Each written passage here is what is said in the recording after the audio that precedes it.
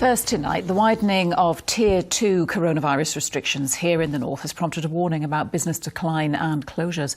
The leader of Redcar and Cleveland Council says pubs, restaurants and leisure attractions will be unviable after the introduction of the new measures from tomorrow.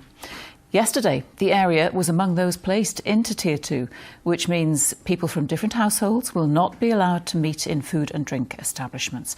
But as the businesses have not been ordered to close, they're not entitled to government grants. Stuart Wincup is live for us in Redcar now. Stuart.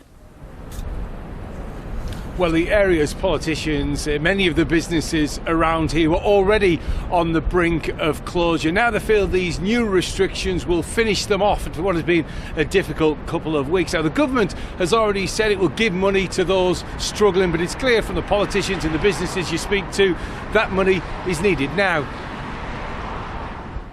Kerry's cafe is usually busy, but for weeks it's been quiet like this.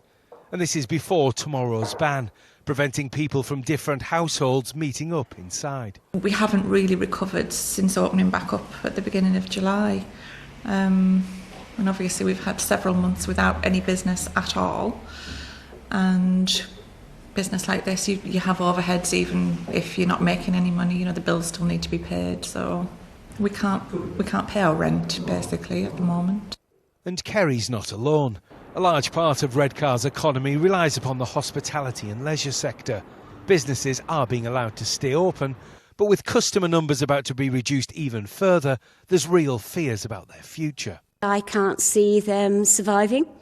I can see a lot of them closing down, and with no finance coming in from central government to support them, we've got to have that for the jobs, we've got to have that for our leisure industry and everyone else. Otherwise, the whole lot will go down.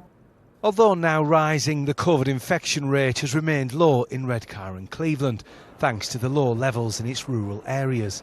And some question why people in Redcar face the same restrictions as people here in Nottingham, which has 4 times as many COVID cases.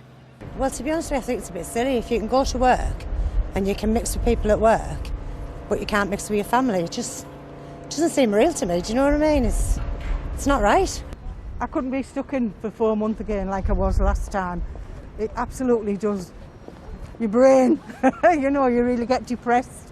Rubbish where I've got family and they can't come and see me and I can't go and see them. It is right to get rid of it, but people don't take no notice to that.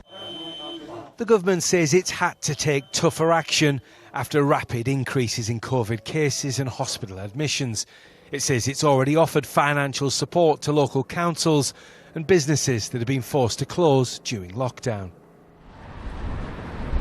Now, the government says it's keen to work with local leaders to draw up the best plans for different areas, but leaders in the Tees Valley say that isn't happening. They say the meetings with ministers are cancelled, their questions are not being answered, and they say they're constantly feeling out of the loop, so they say that needs to change in the days and weeks ahead. Back to you, Carol. Thank you, Stuart.